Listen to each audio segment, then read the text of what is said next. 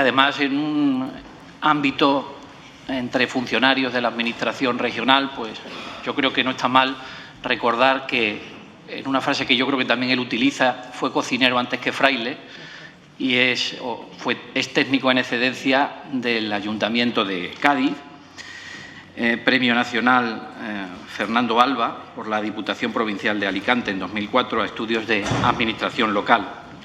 Desde el año 2017 es miembro de la Comisión del Consejo de Transparencia y Protección de Datos de Andalucía, órgano de garantía independiente de la transparencia en aquella comunidad autónoma, y junto con Pérez Monguió es autor de múltiples monografías.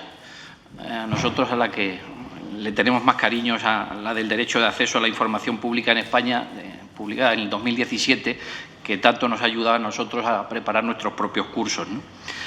Pero junto a esta pues tenemos también la imparcialidad en el procedimiento administrativo del año 2012, la Ley de Transparencia y Acceso a la Información Pública y Buen Gobierno de 2014 y bueno, es también coordinador de la obra Estudios sobre la Ley de Transparencia Pública de Andalucía del 2015. Nos va a hablar esta mañana sobre algunos retos pendientes en materia de transparencia. Por tanto, le cedo la palabra.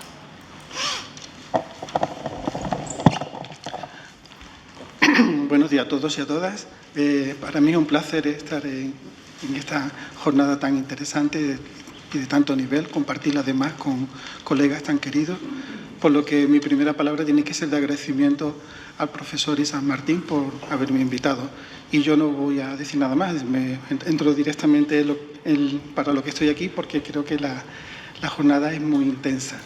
Bien, mi propósito, ya veremos si lo consigo o no, será tratar los puntos que he puesto en esa transparencia.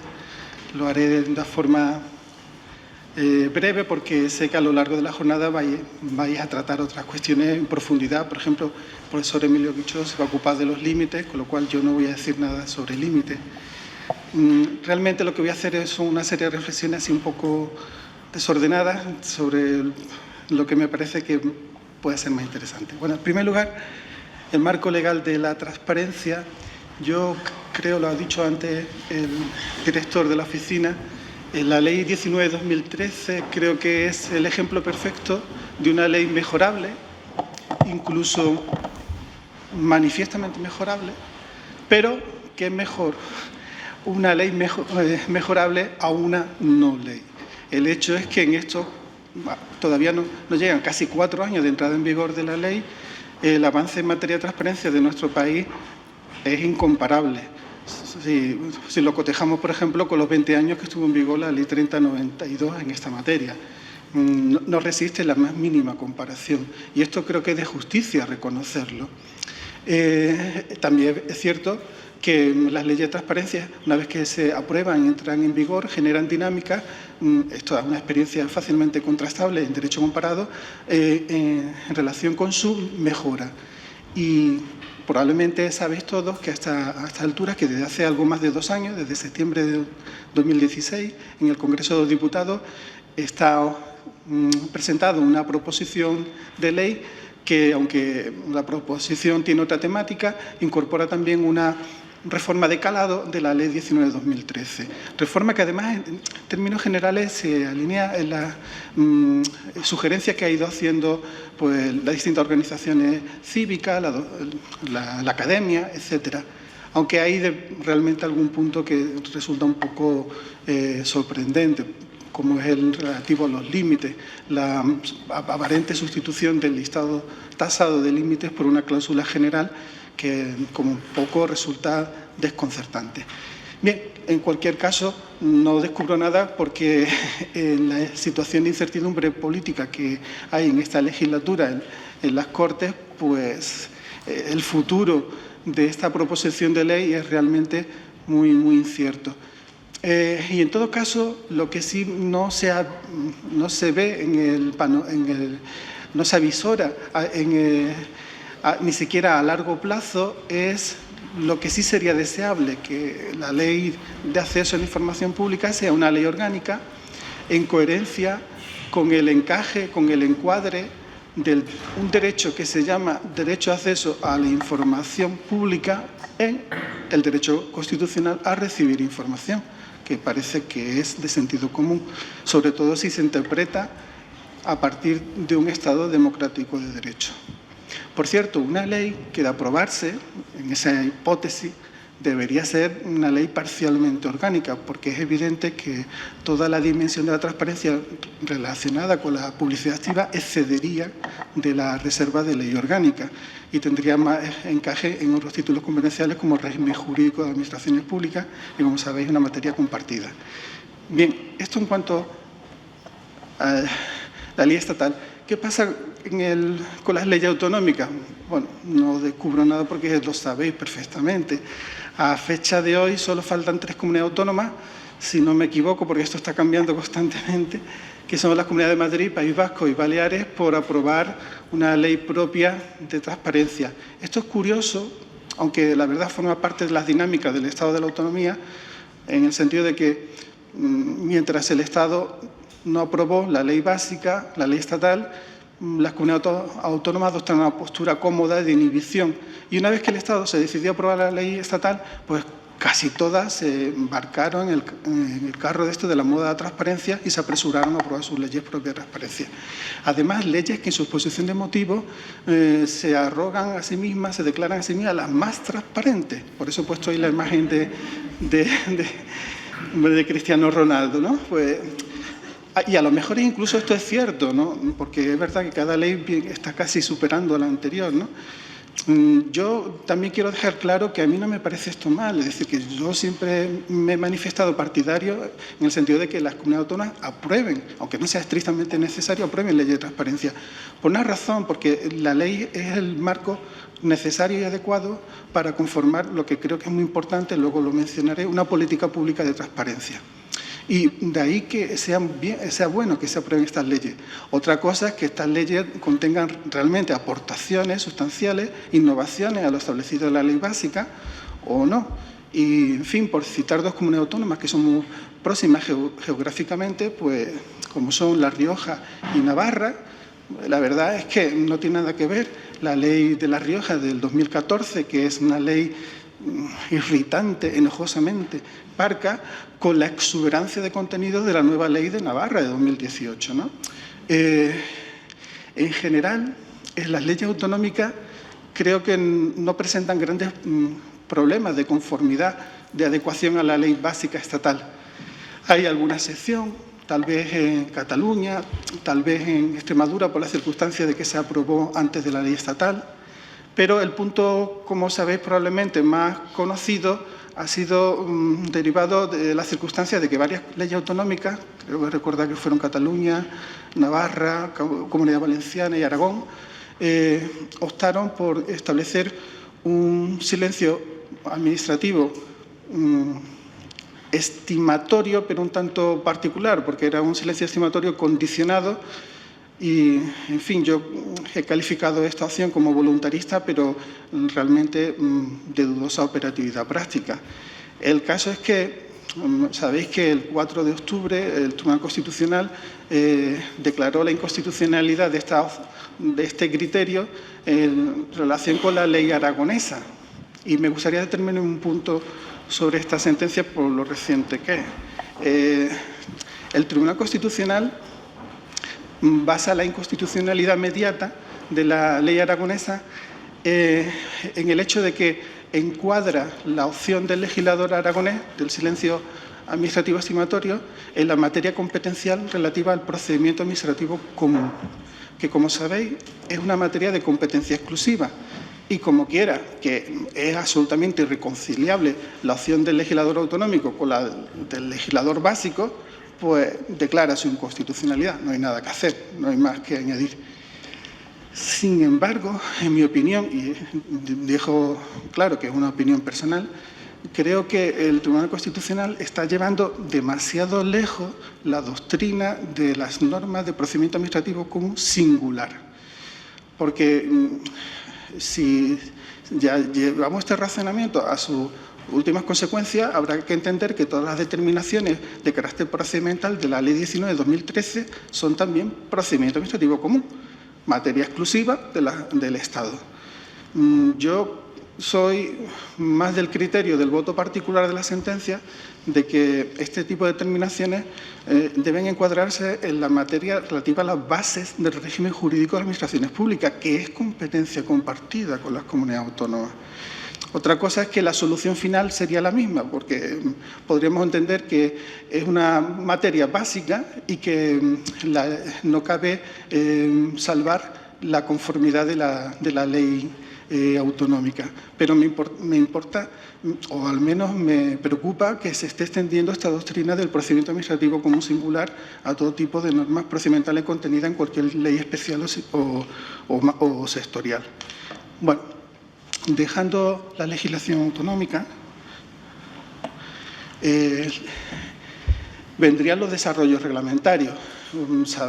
Ustedes saben perfectamente que todavía, a pesar del tiempo transcurrido, casi 5 años de la aprobación de la ley estatal, seguimos sin un reglamento general de desarrollo de la ley estatal.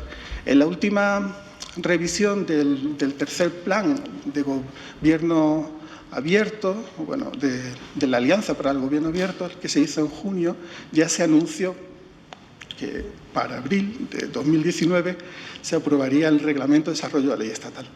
Y bueno, ahí tienen la transparencia como la actual ministra pues ha comprometido darle prioridad política a esta temática. Pero volvemos otra vez a la situación de incertidumbre política que rodea esta legislatura, con lo que hace que este anuncio pues haya que tomarlo con las razonables cautelas. Y la situación en las comunidades autónomas, la verdad es que no es mucho mejor, porque con algunas salvedades, como la Comunidad Valenciana, y en menor medida el Castilla y León, lo cierto es que las normas autonómicas de carácter reglamentario son prevalentemente de carácter orgánico, es lo que ha pasado, por ejemplo, en Andalucía.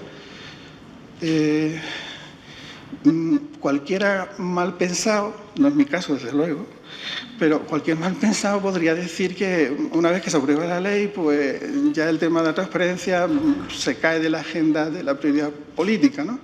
Y este sería un ejemplo. Pero no quiero terminar esta parte del marco sin referirme a la desdichada disposición adicional primera de la ley básica, ¿no? Porque, en fin, como he tratado de plasmar en eso de la crónica de una muerte anunciada, es que esto se veía venir. Ya se dijo cuando estaba, lo dijo Emilio, lo dijeron muchos autores, que cuando se estaba tramitando el proyecto de ley, que esa disposición podía convertir la ley de transparencia en una ley residual, que fuese vaciada de contenido por infinitos, múltiples regímenes específicos. Y, en fin, ya bastante malo es que parece que la ley estatal permite que estos regímenes específicos se aprueben en meras normas reglamentarias, tanto estatales como autonómicas, porque no se precisa lo contrario. Pero resulta que hay una sentencia de un juzgado central de lo contencioso de mayo de este año que llega a decir, cosa que a mí me dejó totalmente ya planchado, que las simples instrucciones internas en materia de contratación pública de un poder adjudicador constituyen régimen específico de acceso a la información que desplaza a toda ley de transparencia. Bueno, esto es el riesgo, el peligro se ha plasmado en la realidad, ¿no?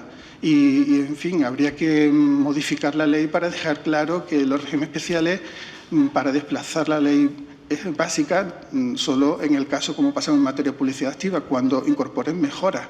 Y en todo caso, como ha dicho la ley Navarra del 2018, eso nunca determinará la pérdida de la competencia del órgano de garantía. Al menos eso, que es lo que pasa en cualquier estado, en Portugal, en Francia.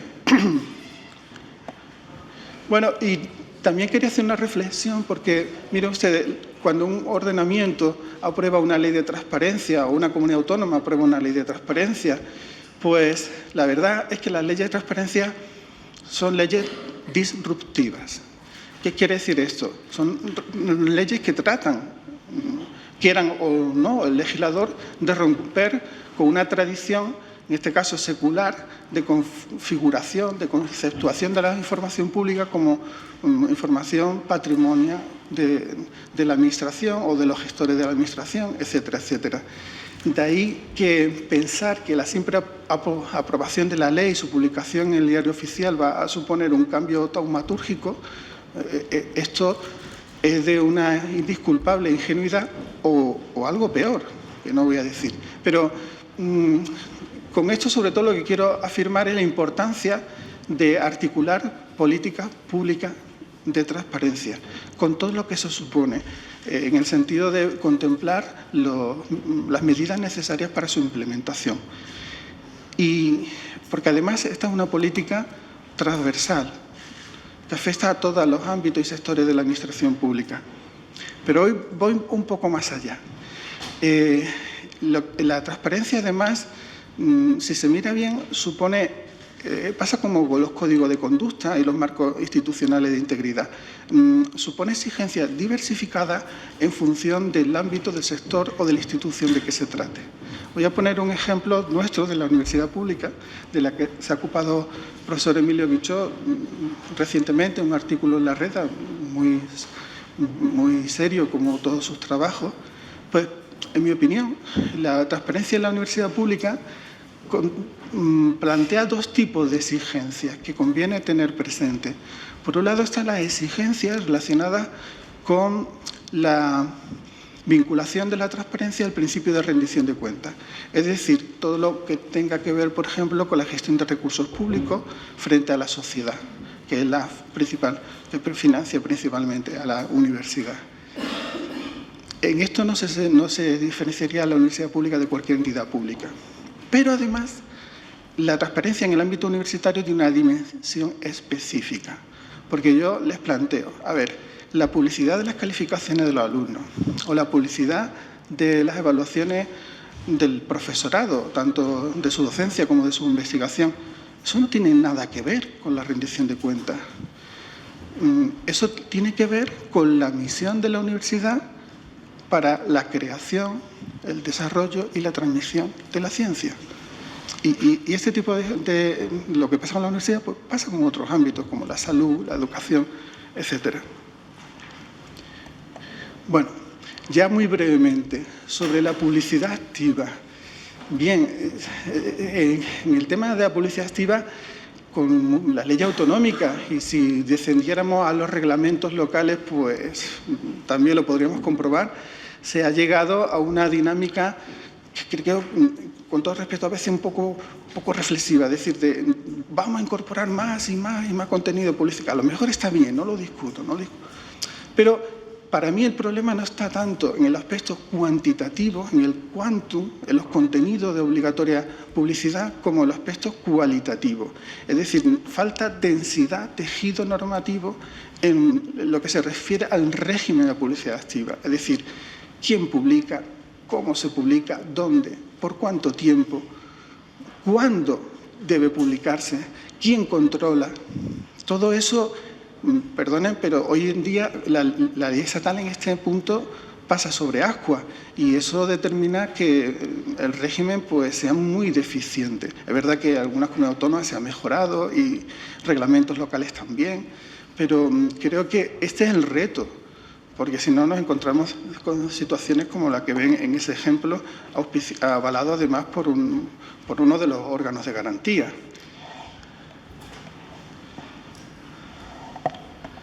Bien, y sobre el derecho a acceso yo solo voy a mencionar dos cuestiones, solo dos, porque la verdad serían tantas las cuestiones, pero una me interesa el tema del artículo 4, los sujetos obligados a suministrar información, porque es un tema que creo que está pasando muy desapercibido. Aprovecho además para hacer publicidad del libro de un colega, Carlos Padrón, que es un libro, por cierto, estupendo, ¿no? Bueno, pues este artículo, la verdad es que su operatividad es muy complicada, porque piensen ustedes que dado que la ley obliga al solicitante a dirigirse a la entidad pública a la que supuestamente está vinculada el órgano que posee la información a la que se pretende acceder, esto supone que el solicitante, sin ningún tipo de orientación, tiene que acertar tres elementos que además son sucesivos. Primero, que la entidad que posee la información realmente se puede considerar que gestiona un servicio público o que ejerce potestad administrativa. Segundo, que la información a la que él pretende acceder, que está en poder de esa entidad, está referida directamente al ejercicio de esas funciones públicas. Y tercero, ya el tercer salto, es que esa entidad está vinculada a la administración a la que él ha presentado la solicitud. Y piensen ustedes que la época de los títulos concesionales está en franco retroceso, incluso los títulos autorizatorios. Cada vez más frecuente encontrarnos con entidades colaboradoras de la Administración que ejercen verdaderas funciones públicas con simples comunicaciones previas. Bueno, a esto hay que añadir otra cosa, y es que el requerimiento que tiene que realizar, si se ha superado todo eso, la Administración a la entidad que gestiona el servicio, que ejerce la función pública, no está resuelto cómo se integra ese requerimiento dentro del procedimiento de solicitud de acceso. Y esto plantea, al menos a mí me lo plantea, problemas a veces de difícil resolución. Todo lo cual creo que está dando lugar, y esto es una impresión que si hay alguien que tenga mejor información, yo le agradecería que me la transmitiera. Mi impresión es que este artículo está siendo muy poco aplicado. Al menos yo no lo veo. Bueno, y sobre el objeto del derecho de acceso, también me gustaría hacer hincapié en una cuestión. Con esto dejo lo que es el derecho de acceso. El tema de la conservación de los documentos. Las leyes de transparencia, en particular la ley básica, no se preocupa de este tema, pero este tema está detrás de la realización del ejercicio del derecho a acceso, porque si el documento ha desaparecido porque ha sido destruido, ya sea por caminos legales o ilegales, o simplemente está ilocalizable, se ha perdido, pues estamos ante una imposibilidad material de ejercicio del derecho. Y ya no son insólitos los casos en los que llegan a los órganos de garantía la alegación de la Administración de que la información se ha perdido. Ese ejemplo que ven ahí creo que es bastante expresivo, que no se está referido a un ejercicio del derecho, pero es documentación muy relevante y si se pierde, si se destruye, es el mejor secreto que hay. De ahí que es necesario reflexionar sobre las obligaciones de conservación de la información. Fíjense si esto es importante, que en México, que este tema, como ustedes saben, lo tienen muy elaborado, han llevado la obligación de conservación de la información pública a la Constitución, en una reforma del año 2014. Bueno, sobre instituciones de garantía, voy a ser también muy rápido, yo no me cansaría nunca de insistir en el carácter central, fundamental de los órganos de garantía. Y la mejor prueba de lo que digo, de que no lo digo por agradar a nadie, es que el gran público, esto es curioso, pero el gran público de que se trata este tipo de temas desconoce que en España tenemos leyes de acceso a la información pública con un contenido aceptable desde el año 95. Eso sí, ley de acceso a la información ambiental, pero ley de acceso a la información pública, que además fue renovada en el año 2006. Y la ley del 2006, en su contenido sustantivo, es equiparable a la ley de 2013. Pero eran leyes con pies de barro, porque no tenían órganos de garantía. Se remitían, porque no lo exigían las directivas comunitarias, y como ustedes saben, el legislador español se limita a reproducir lo que dice la ley, la directiva comunitaria, y no le añade ni una coma, porque en este caso se remitieron a los reglamentos ordinarios. El resultado es bien conocido, unas leyes de transparencia ambiental avanzadas en su contenido, pero desconocidas por el público y menos aún utilizadas. Prácticamente solo las han utilizado las grandes organizaciones ambientales, que son las únicas con capacidad económica y de gestión para arrostrar un proceso contencioso y a veces incluso ganar a la Administración, ¿no? Pero esto pone a las claras la importancia que tienen los órganos de garantía. Además, en España, la Ley 19/2013 creo que ha tenido una virtud que, al menos a mí, a mí en su momento no la valoré lo suficiente, se me pasó un poco desapercibida. Me explico. Los modelos de comisión de acceso a los documentos administrativos estilo francés que han seguido otros países europeos, el órgano de garantía no resuelve las reclamaciones, sino que se limita a emitir un dictamen preceptivo no vinculante. En cambio, la ley estatal, como ustedes saben, atribuye la competencia revisora al órgano de garantía. Y esto está teniendo una virtualidad práctica que yo al menos no supe ver cuando se aprobó. De entrada, y el otro día en la última sesión que asistí al Consejo de Transparencia andaluz, lo comentaba, hay un porcentaje no desdeñable de reclamaciones que la Administración desiste y satisface por vía extraprocedimental a la solicitud antes de que se resuelva por parte del órgano de garantía. Con lo cual, ya la Administración se rinde antes de que tenga que resolver el órgano de garantía. Y esto creo que es importante. Pero además, cuando el órgano de garantía resuelve a favor de la solicitud del solicitante, del peticionario de acceso a la información, aquí viene lo bueno, porque se cambian las tornas. La Administración se ve en la insólita posición de tener que acudir en demanda ante los órganos contenciosos para sostener su posición, algo que en nuestra tradición del acto administrativo ejecutivo es totalmente chocante, ¿no? Sin embargo, esto es lo que ha logrado la ley de transparencia. Y mientras tanto, el solicitante ni siquiera tiene por qué personarse en el contencioso, porque sabe que el órgano de garantía va a defender la posición del acto. Es decir, esto es un cambio enorme y creo que esta es la principal virtud de la Ley 19/2013. Todo lo demás está bien, es mejorable, pero esta es la principal virtud.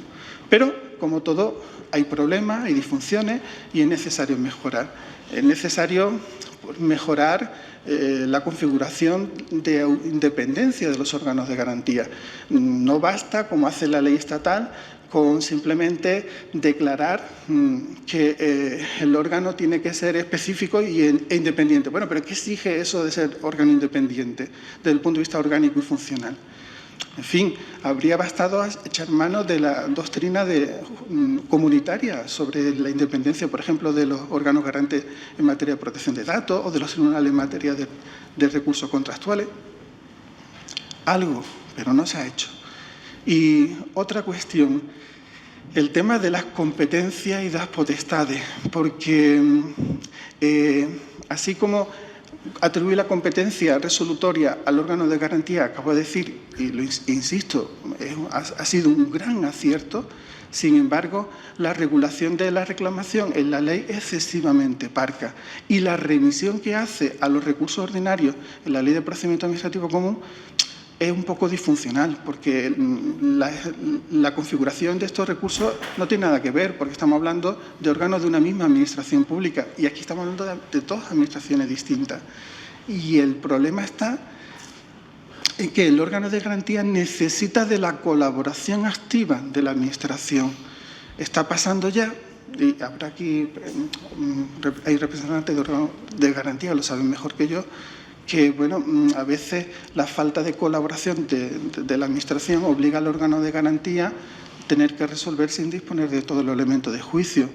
Y esto obliga a tener que emitir resoluciones formales que además obligan a retrotraer las actuaciones, no se puede entrar en el fondo del asunto y todo esto en perjuicio del solicitante, ¿no? Es decir, es necesario dotar de poderes coercitivos.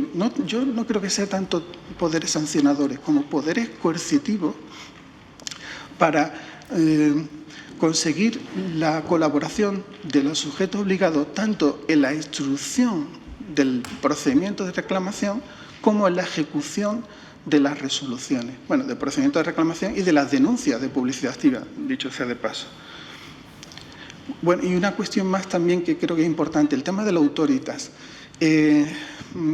Los órganos de garantía realizan esto pasa en todo derecho comparado, una función impagable de orientación, de lo que llaman los italianos de indirizzo. Pues esta función de orientación tiene un efecto de prevención general, si me permite la expresión, muy interesante.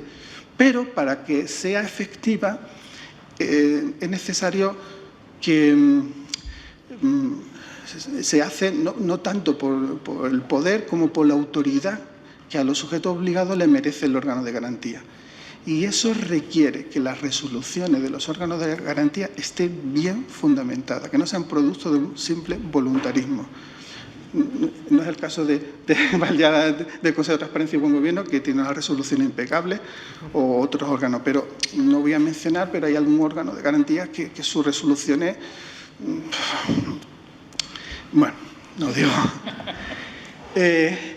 Más allá de la publicidad activa y el derecho a acceso, sí, porque yo creo que la transparencia no es solo, como parecería a partir de la Ley 19/2013, o publicidad activa o derecho a acceso. No, hay un abanico intermedio que ofrece infinitas posibilidades. ¿Y por qué? Porque en la medida que ustedes saben que en derecho tenemos un adagio que dice quien puede lo más, puede lo menos. Pues todo es así. Si las administraciones pueden publicar informaciones más allá, voluntariamente, más allá de los deberes legales de publicidad activa, y del momento en que una información se publica es accesible a todos sin necesidad de identificación, ¿por qué no van a poder facilitar información sin necesidad de identificación? Es decir, solicitudes, yo no le llamaría solicitudes, peticiones anónimas. Ahora bien, me gustaría dejar claro que esto no es ejercicio del derecho de acceso a la información, en el sentido de un procedimiento formalizado. Esto es otra cosa. Esto engarzaría con los servicios de información de toda la vida, tanto presenciales, telefónicos, y que ahora también admiten los medios telemáticos, como es lógico. Es decir, no estamos tanto ante un ejercicio formalizado de un procedimiento como ante una actividad material o técnica. Y esto tiene una virtualidad tremenda, porque esto, por ejemplo, no obliga a la Administración, no está constreñida, como pasa con el ejercicio formalizado, con el tema de que la información esté elaborada, sino esto admite hasta lo que quiera la Administración, ciertos grados de elaboración ad hoc de la información. ¿Por qué no? Porque estamos ante servicios que realizan una actividad, y eso supone también puede ser una actividad de producción, de generación de información. ¿El límite cuál es? Bueno, la virtualidad que tiene esto, en cierto modo podemos decir que el ciudadano renuncia a las garantías que le ofrece el procedimiento a cambio de la inmediatez y de la flexibilidad de este servicio. Pero claro está, si la información afecta a un tercero, es evidente que el solicitante puede renunciar a su garantía, pero no a las de un tercero. En tal caso es necesario iniciar un procedimiento formalizado. Esto me parece de cajón. También lo será si el servicio que le ofrece la Administración pues, no le satisface, porque quiere más información o la quiere en un formato distinto. Bueno, pues presente su solicitud formal, que no puede reputarse como reiterativa porque en puridad es la primera solicitud. Lo otro era otra cosa. Y también, más allá de la publicidad activa y del derecho de acceso, pues yo reivindico, lo vengo haciendo de hace tiempo, que, en fin, que los órganos colegiados participativos que tanto proliferan y pululan por todas las administraciones con mayor o menor efectividad, por fin se empiecen a abrir a la transparencia. Es decir, que permitan, como pasa con los plenos de los ayuntamientos, rescatar el principio de transparencia del ámbito estrictamente local y llevarlo al ámbito autonómico y al ámbito estatal. Esto no quiere decir que sea necesariamente una presencia física, puede ser una presencia perfectamente virtual. Pero esto, creo, honestamente, que permitiría impulsar estos mecanismos de participación que están bastante desvaídos en la práctica. Y no solo eso, sino que además permitirían algo que creo que es más importante, que es desmontar ciertas críticas que hay a este tipo de órganos participativos, en el sentido de que a veces se convierten en mecanismos de influencia privilegiada dentro de la Administración o de colusión de intereses, etcétera, etcétera. Todo esto creo que ayudaría un poquito. Y ya para terminar, una reflexión sobre el artículo 3 de la ley, el que se refiere a otro sujeto obligado, es decir, las entidades privadas.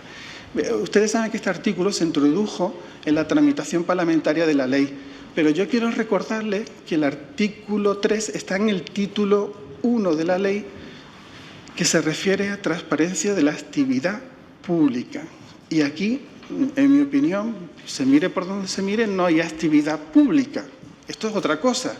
Vaya por delante que yo no niego que deba haber transparencia por parte de estas entidades, pero lo que quiero decir que se introdujo en la ley de modo un tanto irreflexivo y como mínimo debió sacarse de ese título y incorporarse a otro título distinto. No se ha hecho así y este precepto distorsiona la lógica de la ley.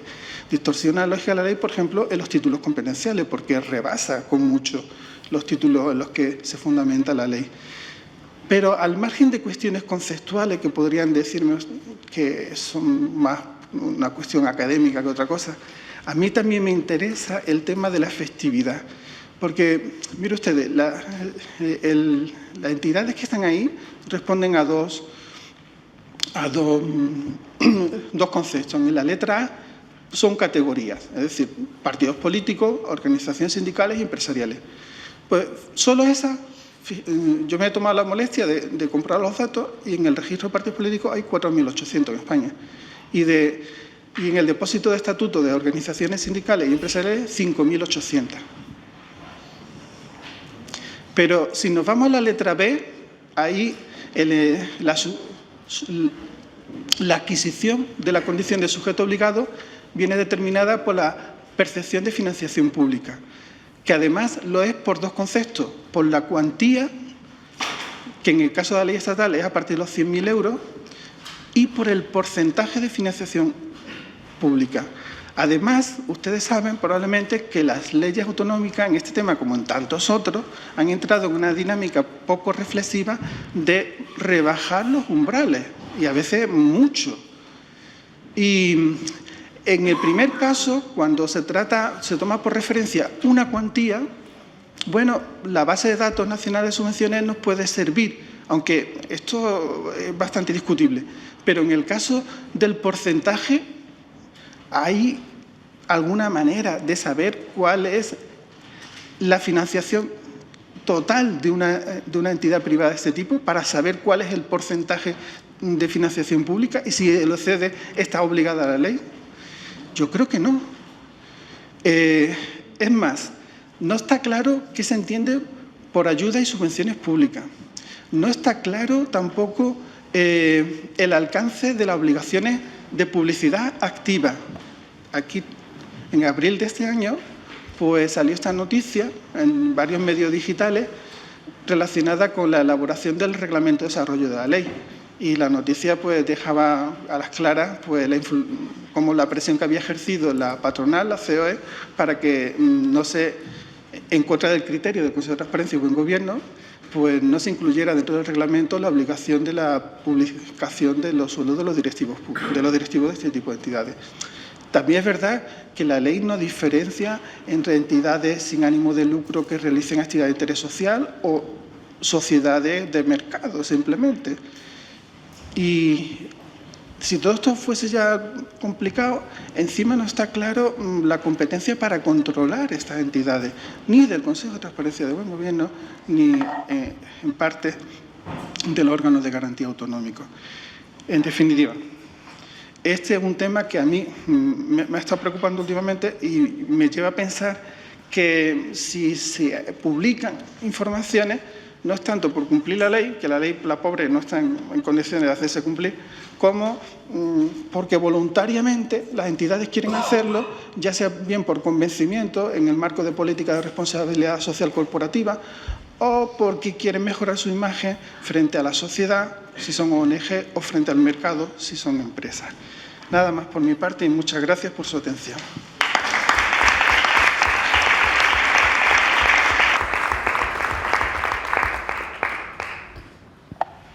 Llega el momento de cumplir o de hacer eficaz esa propuesta de Isaac de que abuséis de la paciencia de ese veciano haciendo preguntas.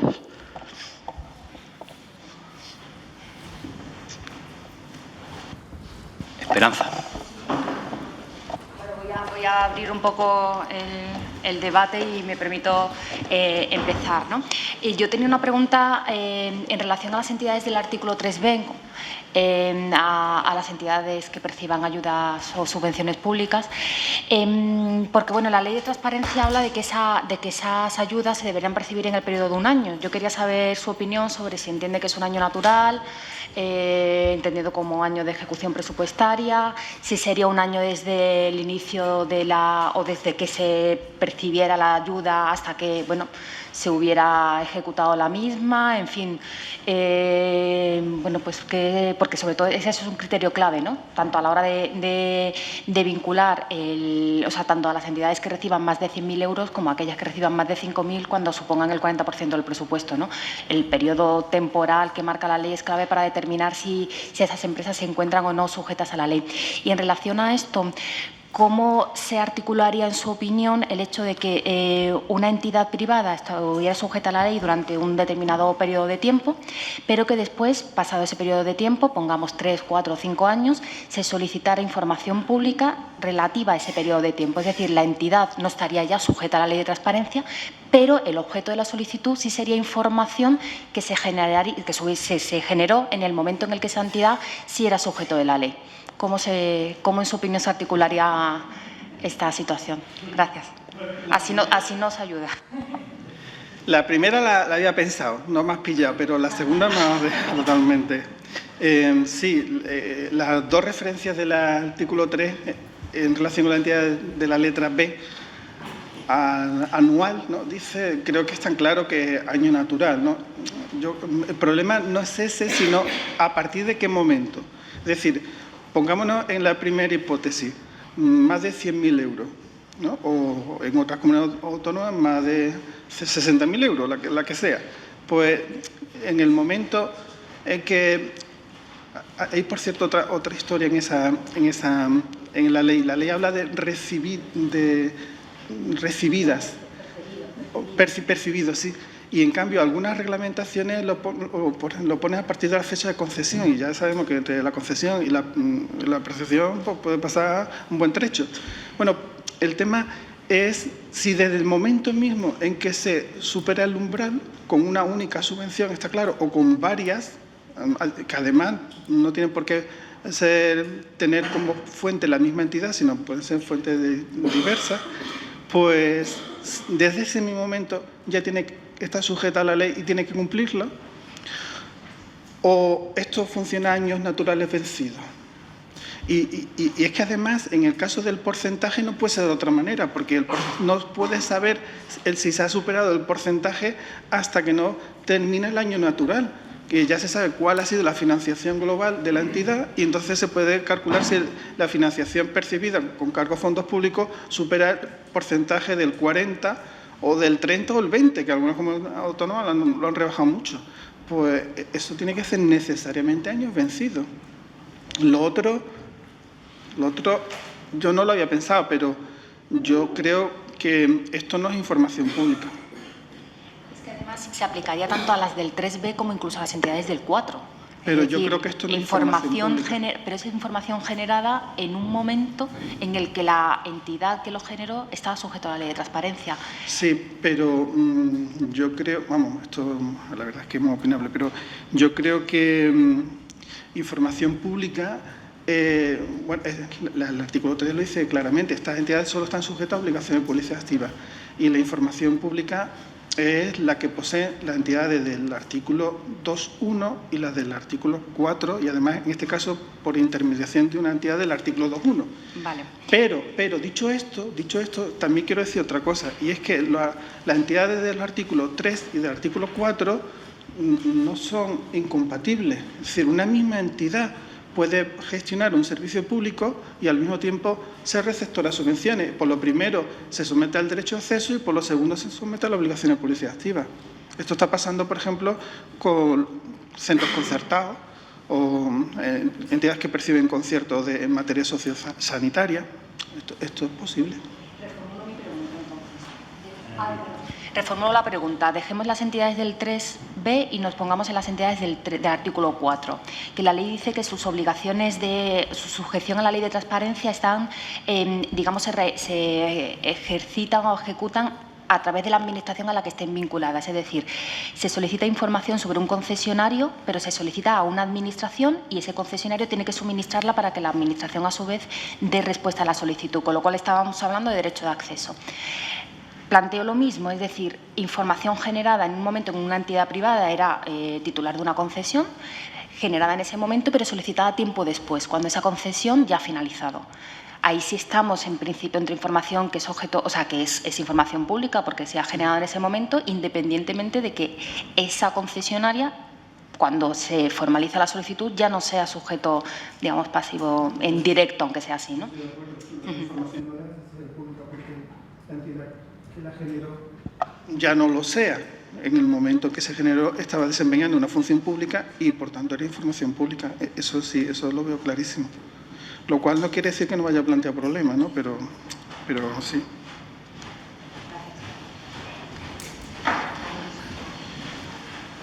Julio. Buenos días.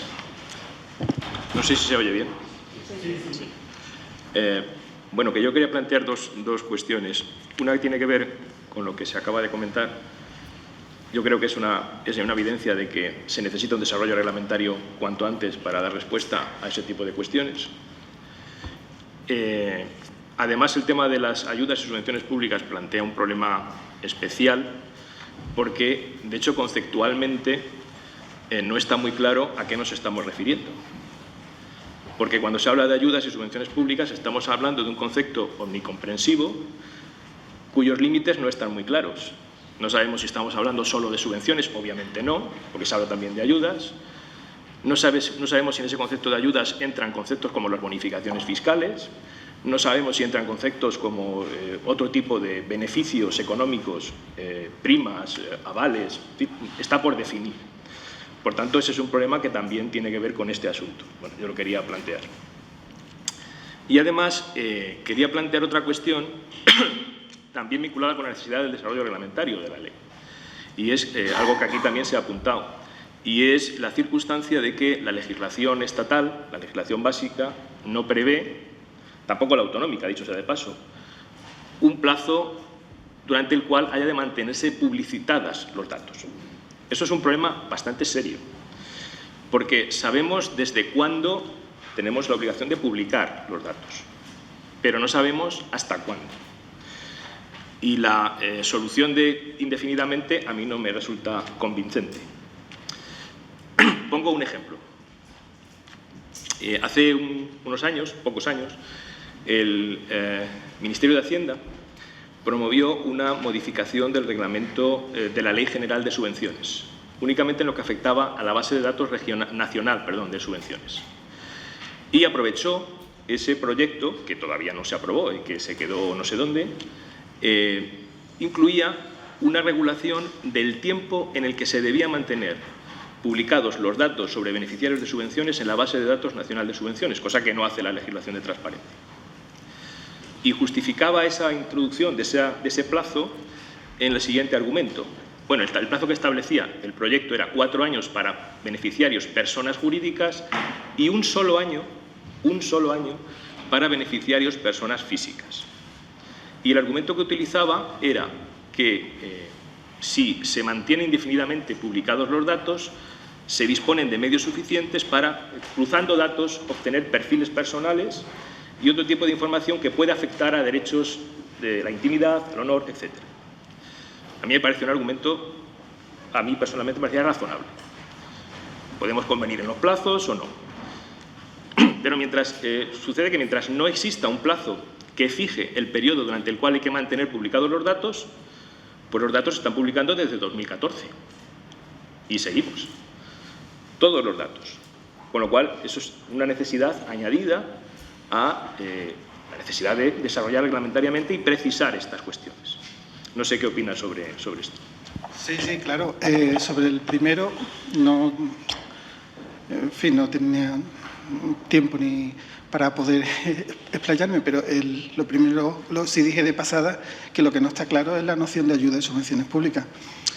Como mínimo, habrá que entender el concepto de subvención pública de la Ley General de Subvenciones, pero como usted bien dice, es que la ley no dice solo subvenciones, dice también ayuda. Yo me planteo, según la disposición adicional, no me acuerdo cuál, de la Ley General de Subvenciones, la ayuda en especie, que tanto además hacen uso la Administración a la hora de ceder instalaciones públicas a todo tipo de entidades, están excluidas de la Ley de Subvenciones, y porque se supone que se regulan por la legislación patrimonial.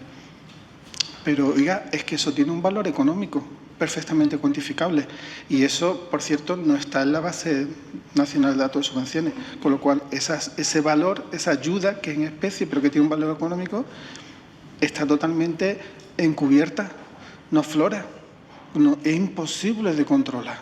Eso también tendría que llevarse a la base de datos nacional.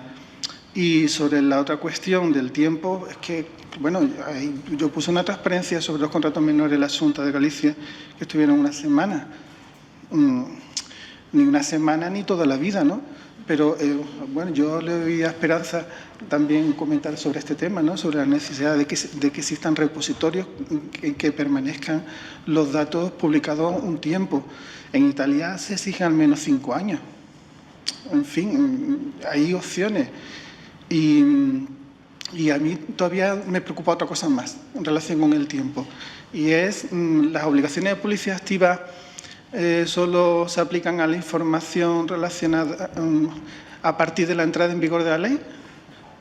Por ejemplo, los contratos en vigor, porque si no están en vigor no es el caso, pero que se celebraron antes de la entrada en vigor de la ley, ¿hay que publicarlos? Porque la ley andaluza dice que sí, pero la ley aragonesa, por ejemplo, dice que no. Pues esto también creo que merece un poquito de reflexión.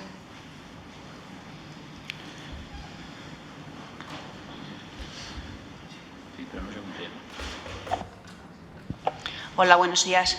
Bueno, yo no quiero plantear ninguna pregunta en concreto, sino incidir sobre una reflexión que se ha hecho esta mañana aquí y que me parece muy apropiada.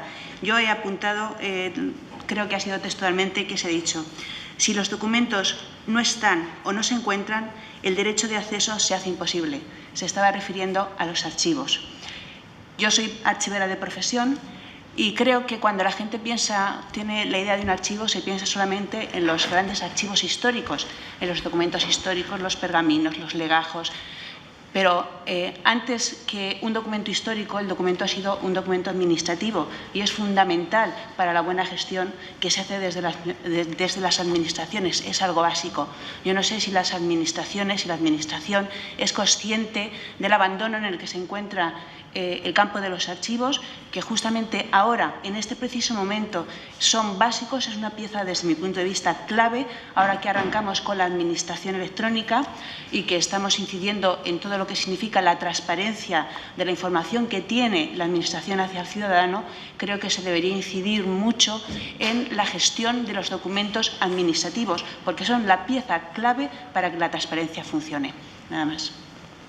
Sí, yo me alegro mucho de su intervención, porque siempre que tengo la ocasión, y usted me la brinda a la perfección, digo lo mismo. Es decir, que hace 15 años, cuando nadie hablaba de transparencia, el colectivo de los archiveros clamaba en el desierto político-administrativo sobre los temas de acceso a la información.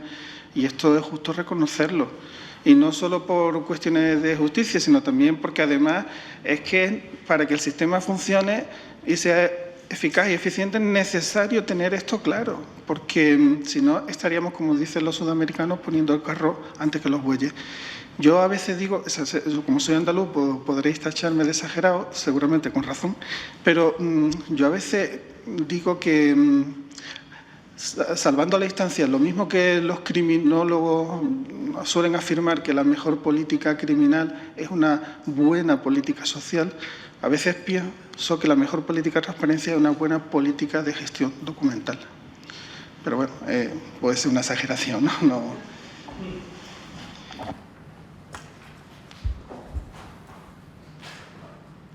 voy a hacer preguntas, no es una pregunta, sino es algo que un tema que me ha Perdón, ¿cómo se llama? Julio, que es la intervención de Julio, me ha recordado. Y es que veo en muchos foros que esperamos... bueno, por cierto, la intervención de Severiano me ha recordado que también se dice que la mejor política de seguridad ciudadana es un alumbrado público potente. Es decir, que muchas veces... y es que esperamos mucho del reglamento de desarrollo que no llega, pero creo que hay que tener en cuenta varias cosas. Vamos, hay que tener en cuenta que el reglamento de desarrollo va a ser el reglamento de desarrollo para la Administración General del Estado y las entidades estatales. Se dice expresamente en su artículo 1 en conexión con el 2. Es decir, que en ese sentido creo que esos caminos de exploración, de ahí donde no ha entrado en detalle la ley, lo tienen que, la responsabilidad es muy compartida. Desde luego la responsabilidad está en las leyes autonómicas, que pueden haberlo incorporado, no hay ningún problema, no hay una reserva de reglamento, pueden hacerse en reglamentos autonómicos y Valencia ha ido por ese camino. Yo creo que una responsabilidad importante está también en los propios municipios a los que sean de aplicación la mayor parte de las leyes autonómicas y en todo caso la estatal como básica.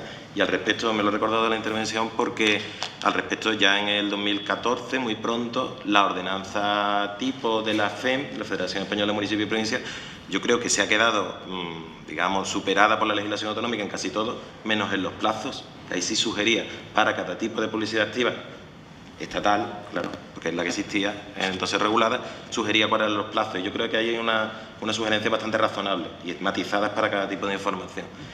Y creo además también que hay una labor para los órganos de control, que a la vista de la experiencia probablemente en muchos casos están más ajustados para dar soluciones a través de las 1000 vías que tienen, entre otros los criterios interpretativos, para ahí donde no ha llegado la ley. Es decir, que tal vez estamos responsabilizando al legislador de algo que después criticamos cuando decimos las bases no se pueden establecer por reglamento y ya ha ido muy lejos la ley básica en la completud de su regulación.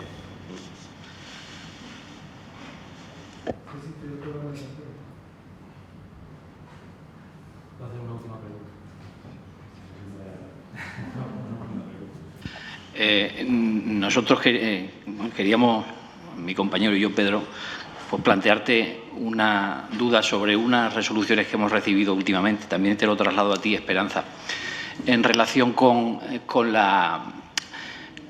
los sujetos, los titulares del derecho a acceso.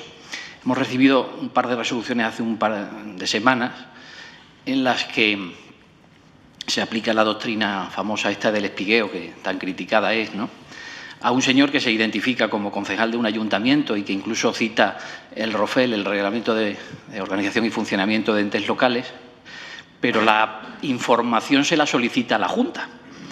Y, por tanto, entiendo que el requisito de que la titularidad del derecho como derecho fundamental del 23 está ligada al ejercicio de esa actividad, pero en relación con los órganos de gobierno de los entes locales, no del resto de administraciones públicas. Esa es una primera pregunta. Y luego una reflexión. ¿No estamos, de alguna manera, haciendo un derecho de información pública flexible hasta términos que resultan un poco imposibles de discernir en la práctica? Porque en virtud de los sujetos resulta que el derecho puede ser fundamental o no. Se supone que de eso se tiene que sacar alguna conclusión. Si es fundamental, tendrá que tener algún privilegio el titular del derecho fundamental sobre el que no lo tiene. Pero resulta que como también debe tener algún privilegio el que es interesado en el procedimiento administrativo, porque el procedimiento administrativo, aunque esté terminado, uno no pierde, como dice o diría Meseguer, la condición de interesado, pues también ahí habría algún matiz o alguna modalidad que hacer, con la particularidad de que aquí, cuando nos dice la disposición adicional primera de la ley que los procedimientos en curso se regirán para los interesados por las normas del correspondiente procedimiento, las normas del correspondiente procedimiento no te aportan la más mínima luz sobre en qué más tiene derecho el interesado sobre el que no lo es. ¿No estamos construyendo de alguna manera un derecho demasiado compartimentado? Esa es mi pregunta. Pues sobre la pregunta, déjame, Carlos, que yo a su vez te pregunte. En el caso que me comentaba, ¿la información la tenía la Junta de Comunidades? Ya no te puedo decir porque eso me quedé en el caparazón. Es que esa es la clave del caso, porque si la Junta de Comunidades tenía la información, pues entonces entramos en otra dinámica que no me ha dado tiempo a comentar, que es la del artículo 19, párrafo 3, que es la del derecho Sí, la de la cláusula de autor, ¿no?, de la información. Ya aprovecho y lo digo. En lo de la cláusula de autor, yo no sé hasta qué punto está dando problemas, pero puede dar muchísimos problemas, porque puede pasar que el que generó la información ya no la tenga, con lo cual no la pueda facilitar. Puede pasar que simplemente el órgano haya sido suprimido o la entidad se haya extinguido. Y no solo eso, yo creo que además la cláusula de autor, que yo la suprimiría, pero si no se suprime, como mínimo tendría que ser más flexible, porque tal como está es endiablada, porque incluso cuando hay una coautoría, llamémoslo así, en la generación y producción del documento, pues hay que diferenciar, ya dando el rizo, cuál es el autor principal. Si se quiere mantener la cláusula de autor, como mínimo creo que debería ser en un sentido flexible de que cualquiera de los coautores de la información tuviese la obligación de facilitar la información si está en su poder, y no entrar en estas dinámicas que dan lugar a conflictos negativos de competencia en un momento dado, ¿no?, el juicio del ciudadano. Pero ese es otro tema que la verdad merecería un poquito detenerse. Y en relación con lo otro, pues no sé, una cuestión que hemos discutido muchas veces, Emilio, Isaac, sobre todo con un café delante, ¿no? Pero es que la ley es así, y así es la vida, y esto va cambiando, y yo no me preocuparía por eso. Vamos. Yo quería hacer una mención sobre la aplicación del 19.4, ¿no? Pues está dando problemas y muchos. Por ejemplo, nosotros hemos tenido una sentencia muy relevante, bueno, en realidad parte de una reclamación, y es que se había pedido información sobre las actas de un organismo internacional, del Laboratorio Europeo de Biotecnología.